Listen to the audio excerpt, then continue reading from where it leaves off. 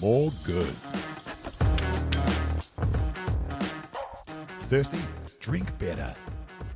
Stoked on More Good Drinks this episode to welcome Becs Caughey, the brand genius behind Cooks and Nelson, but also, as well as being an importer and distributor of some remarkable global products, the brains and genius behind Good Sh Soda. We're brought here today to celebrate the launch of Apple, a new flavour. But Yes. Becs, Our as I latest congratulate you on the birth of this new child, let's talk a little bit about Good Sh Soda and why. What's the proposition here? So Good Sh Soda has come from a very, very simple proposition that wellness should be delicious. There was always that thing where if something was yummy, it wasn't good for you, and if something was good for you, it wasn't yummy. And we thought, well, it doesn't need to be that way. Wellness doesn't need to be beige.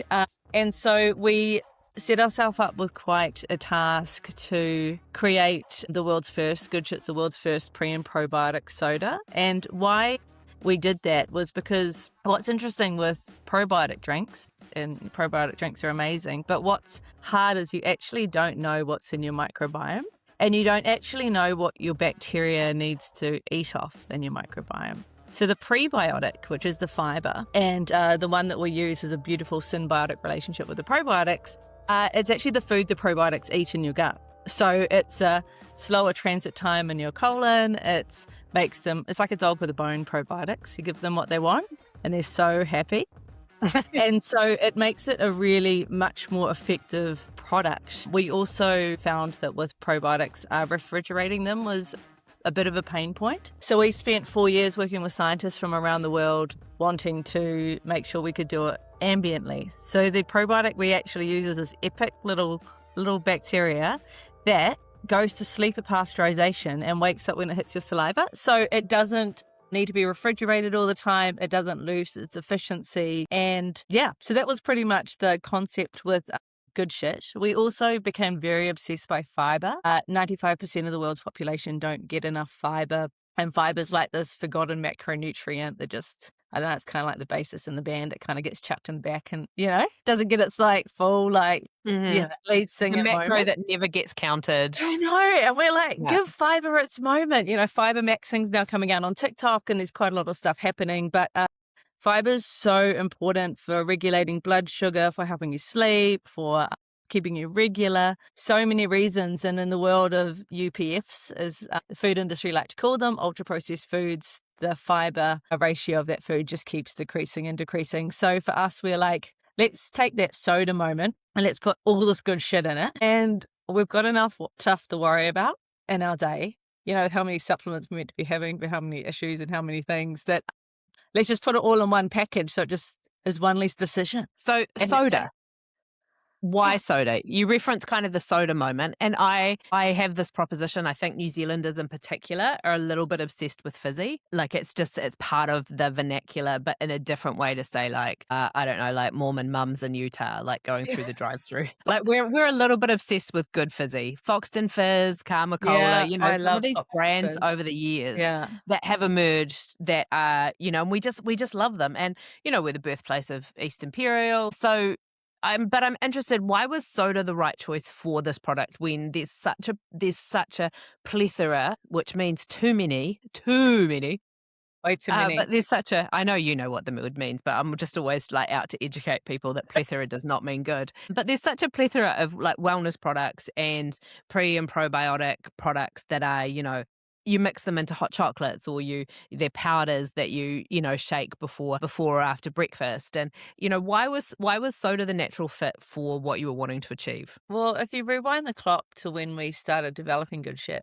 was in that beautiful year of 2020. Don't know if you remember it, but a few things went on, and we were importing our products, and the boats stopped coming. Right. So we didn't even know if we had a business, and we'd always wanted to create something locally that we could export. And Olipop had actually just launched. So Olipop had just launched in the States. It was this tiny little brand. It had just done its rebrand thing. It wasn't really doing anything. At that point, it was just kind of starting. And it really showed us what was going to be happening in functional drinks. And we really We really like the concept. For those who don't know, Olipop, it is a American soda, but it's just a prebiotic drink, so it doesn't have the science of the pros as well. It's just about fiber, and that kind of got us thinking that maybe we should make a drink. Mm-hmm. And yeah, and then we found someone that can make drinks, and then someone else knew someone who can make drinks, and we thought, okay, well, if we know people who can make drinks, let's do drinks. We also had been doing a lot with Seed Lipper brand we import, and yeah, we were just quite interested in the drink space. So that's probably why. I don't think there was any further deep thought. I was like, hey, that sounds cool. And And fizzy that was the time versus before a we knew that juice Coke or owned every fridge, and the venues got paid to kick you out of the fridges. And if we knew what we knew now, maybe it may have come in a different form, but at that point in time. But I do need to say that a lot of people really love good shit, but want to have more opportunities in the day. So then from that, we have developed a powder. So that's got all the good okay. shit that is in good shit, but it's what I think is the most interesting thing is it's flavorless. Mm-hmm. So, and because of this beautiful bacteria that we use that is so strong and doesn't need to be refrigerated, you can actually bake with it too. So we often put our good shit powder in our kids' pancakes and our kids' mashed potato, even spaghetti bolognese sauce. Like there's quite a few things that you can use that in. And so we just, again, it's about gut health for us, and we're just trying to make life as easy as it can be for people in these wild, wild times. Mm-hmm. And so, do you get much pushback? Because I'm always curious in this kind of wellness slash FMCG space where it's a consumable product that you want people to think it tastes delicious, but it is trying to achieve also a wellness outcome. Have you experienced much sort of pushback or questioning, around putting it in a format that is, like I say, it's really associated with fun and delicious and a bit of a treat, like nothing like reaching for the old fridge cigarette and Yeah. when you have a little bit of a sneaky Diet Coke, Yeah. you know? I mean, to be honest, I don't think we haven't really had too much kickback from that situation, because I think people have found people who drink good shit, like the returning customer rate is insane, because people who Mm. it becomes something that they become quite obsessed with, and that they can feel the effects. So that hasn't been a kickback, but I think first and foremost, we work like a supplement and we act like a soda. So from that point of view, we have a higher than a Coke price point. For example, so the price point in this recessionary moment is it's about $6 a can in a fridge. But Yeah. when you look at how much stuff is in there, and we've actually tried to reduce the price many a time, but it either takes away the function or takes away the taste. So we were like, actually, we're here to make people's lives better and not put something on a can for the sake of saying we're full of fiber and having just a trace of apple cider vinegar or anything like that. We want to just be known for having a product that works and makes a difference. So Mhm. that's probably putting it in that can. And what's interesting about that can is so many of the health cans are in the slimline. So And many. so many. And so when we first launched, there was obviously not as many functional drinks, especially associated with gut. And by the way, we love the fact there's a lot of drinks about gut and about wellness, because let's just try and be healthier people, So that's we're down for all of it. But our Mm. format is actually quite different. I actually thought I'd get more kickback on the fact that our cans are all the same color. Yeah, so talk So about that. yeah. Although, I mean, in terms of so I look at this and I kind of dive back into my sort of UX consumer design world. And I just think this is highly accessible to a lot of people. There's not a lot of you don't have to think about color blindness. You don't have to think about, there's just a lot going on that makes this really simple but effective. But what was your reasoning? Well, it was exactly that. I mean, we had pictures of all the shelves, as you do, when you're looking at what kind of design you're going to go with and what color tone and all of that. And we were just obsessed by color blocking. We were obsessed about the way that if you looked at a part of the fridge, it was just white and it was us and there was nobody else in soda who took that move to go white. And we we like to think that we have great flavors all across the range. So if you did pick up a flavor that you didn't normally pick up, you'd still have an incredible experience. You'd still get the functional benefits. It's the same. It's 2.4 grams of sugar per 100 in every single can. It's 39% of your daily fiber in every can. So all of that is so uniform that really the only different is the flavor. The can's the same. Yeah. The functional ingredients is inside's the same. So let's talk a little bit about Apple. Why Yes. Apple? It's Well, I really can think of our lots of flavors are quite really good reasons, but why Apple? Why for you guys, Apple? And then I'll tell you why Apple okay, works and then for you can tell me. me what you think. So there are a few reasons.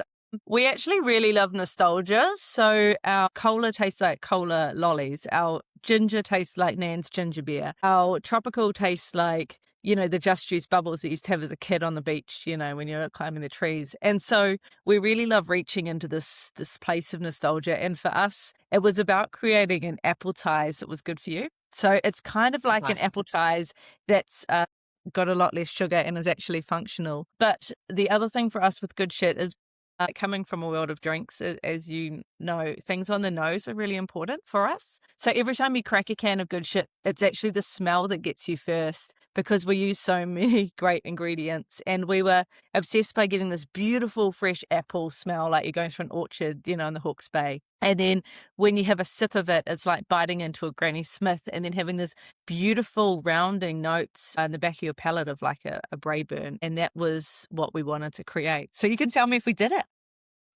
I think yes, you smashed it out of the park. So what I really fell in love with the core range that you initially did with, and particularly I thought the ginger was fantastic. And I loved how true to life that slightly sulfuric mango passion fruit note was on the tropical. And that might sound weird to describe, but like the drinks lovers know that is actually that slight funkiness is exactly what you want because that is the essence of this is going to taste great. So this is all like cloudy apple juice on the nose immediately, just like it comes smashing out. So that I think is delicious, and it holds up on the palate really nice. Like again, like the aftertaste, the finish is all holding through. The palate stays really strong. It's not clunky at all. So I think it's really delicious. And, you can't talk about fizzy without talking about carbonation. And that is a perfect level of carbonation so that it's not destroying the flavor. It's enhancing it. It's got really good mouthfeel, but it's not, going to overwhelm it. Probably my only, I know that when I hit this with whiskey, which is what I want to do. I was going to ask you what Whiskey you're gonna apple. mix it with. Yeah. Yeah. Because whiskey apple is, have you had a giggle juice? I've had a giggle juice, but I haven't done it with apple. Okay, so a giggle juice, fresh pressed apple juice, and my favorite place to do this is Dee's place down in Wellington. So the juice just sits in the middle of the bar. So fresh pressed green apple juice with your bourbon of choice. Their house is great, so all good. But that is just the best way to end a day. And so, whiskey and apple. But I fizzy. can't wait. Can you come back to us with what whiskey you think works best with it? Look, I will actually, I'll do a range. I think this would also work really well with the Reed vodka, which has a slight pear note to it, so which is always an interesting play, right? Because the idea of it's only a matter of time and it's already happening in other parts of the international market, but it's only a matter of time before our ideas around functional drinks actually move into the world of cocktails and mixes. And so, whilst 100%. And so sorry, yes. I mean, sorry. I was just looking Lucky Saint, which is a really good 0% beer out of the UK. Their latest beer has got electrolytes in it. Mm-hmm. And it's just, I'm like, this is just beginning. Yeah, everything is going to, I think, move into this space of exploring. For spirits, it's going to be what do we choose to mix with in order to create added benefits, because there is that sense of, and I think it's more pervasive in the US and UK markets right now, particularly because legislatively there are other parts of functionality and functionality enhancement that they can explore outside of just wellness and supplements. That's a code for THC, but subtle, right? Yeah. But so there's a big move in that space, and how some of those components move. We've already seen, obviously, here there's a big push into nootropics and nootropic drinks, and that is starting to move a little bit in Europe around how cocktails fit within that. But I think the interesting thing in a world that is so saturated with wellness messaging, and wellness is slightly different from functional, but in a world that's really saturated with that kind of messaging, there's something really refreshing about going back to the simplicity and the basics of fiber's so essential, and that's the core building block of what this drink is doing. Yeah. And I mean, I was actually just looking at my smoothie, for example, this morning, and I was just like, I think this is more supplement than food. Because by the time you put in obviously I put the gut powder, the protein powder, there's so much. Do I have creatine? Do I have collagen? Do I have this? Do I have this?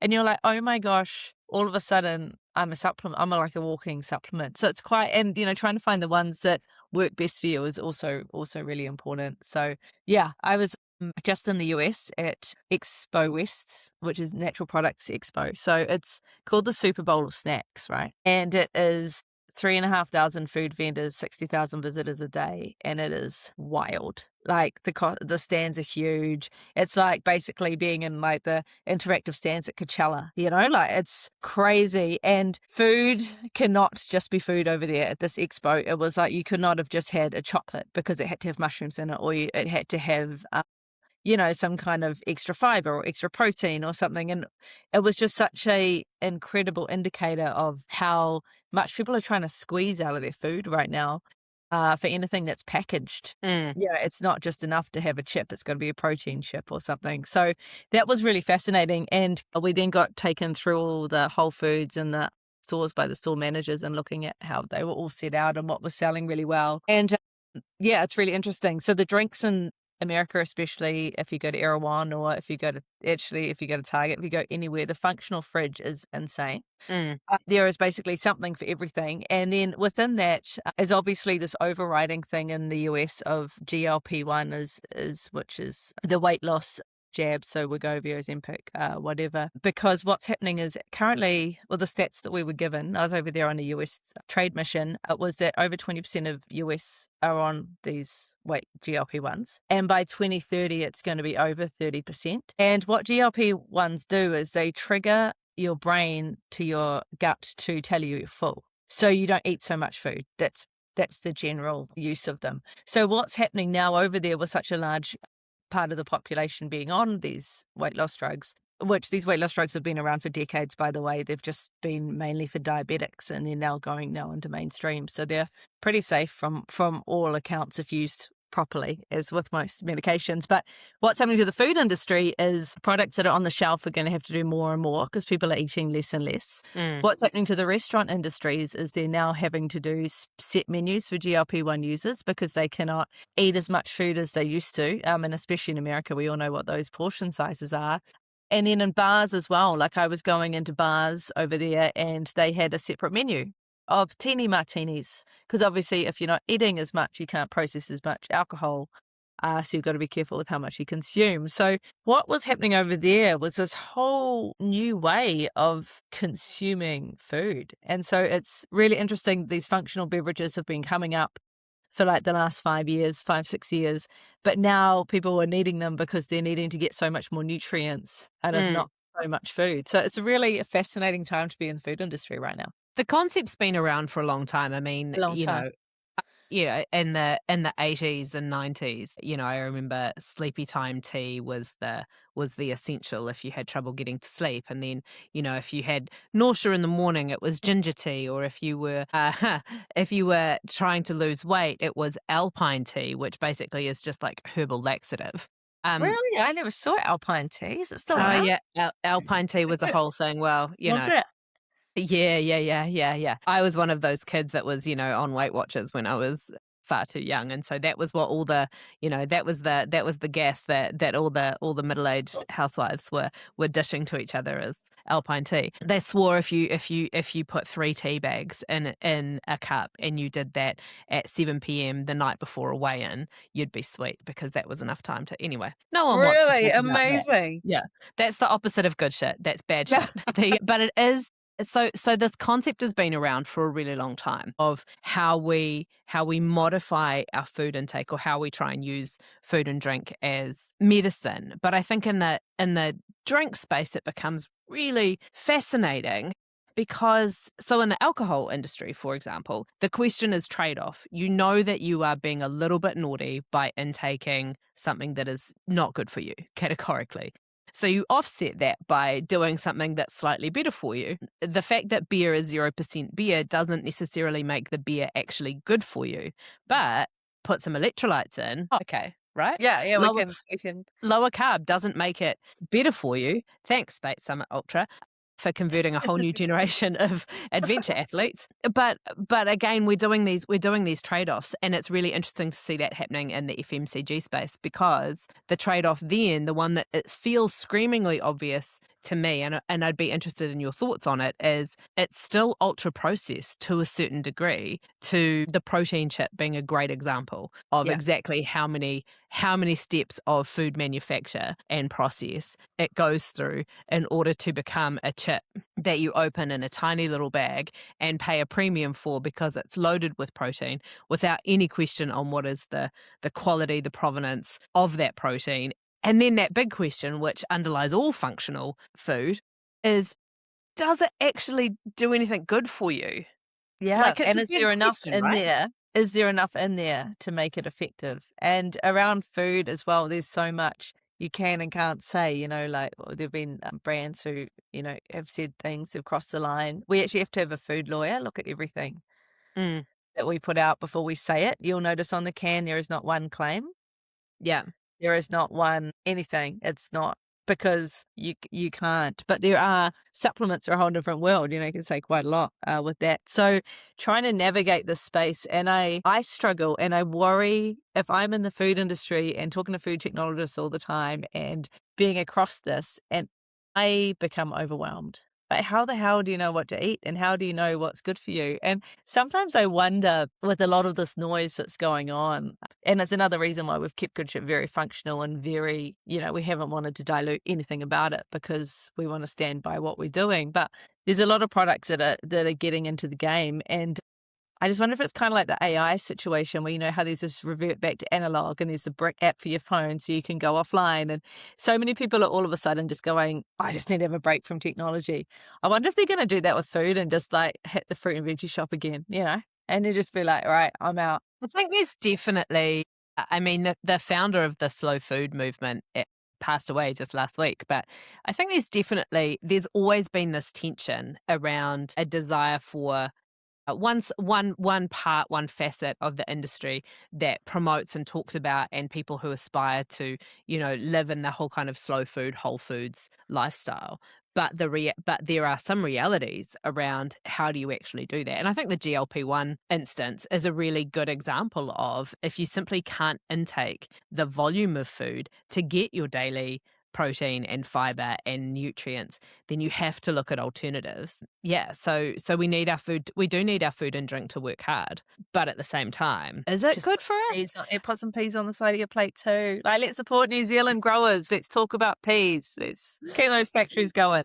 Yeah, absolutely, right.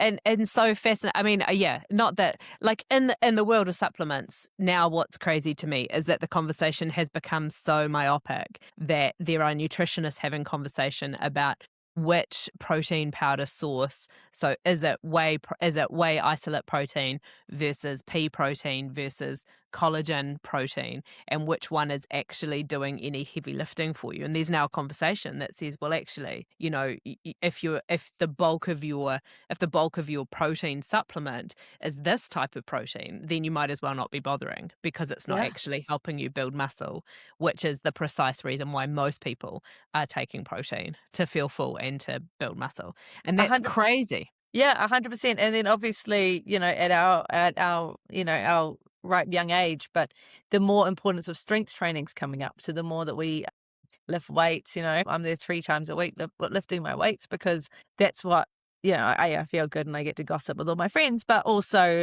that's what we need to be doing. So it's gone into this whole protein, weights, you need it for longevity, you need to keep your muscle up. Hmm. As well with the GLP-1s, you lose if you don't keep training. For people who are on those, that you have to do weights, you have to have protein because you're not eating as much food. So it's this whole crazy cycle. Yeah.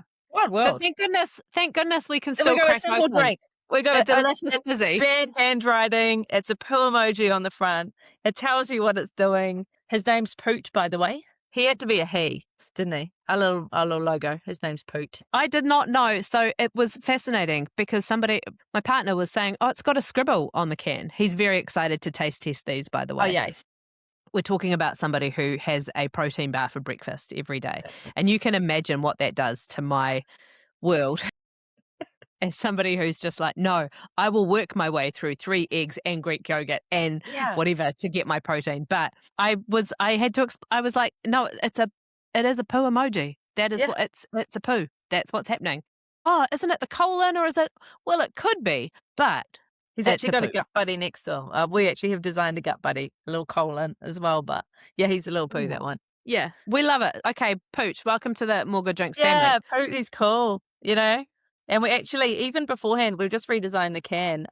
So when I say there are no call outs, it doesn't tell you what to do, but we've actually put how much fiber is on the can because it's really important. And we've put how many probiotics are in the can. So it's just well and true. And then if you pop the can up back onto the screen and look at the ingredients list, we've done turn it around. We've done the opposite. Keep going round. Yeah. We've made it as big as humanly possible to put it on the can because we actually want people to read the ingredients. Because, when you get a can of soda, it's coincidentally quite blurry and quite hard to read and you're not quite sure what that silver on the red actually says. But this one is as big. So we want people to know that they're drinking artichoke leaf. They want you to know they're having prickly pear cactus.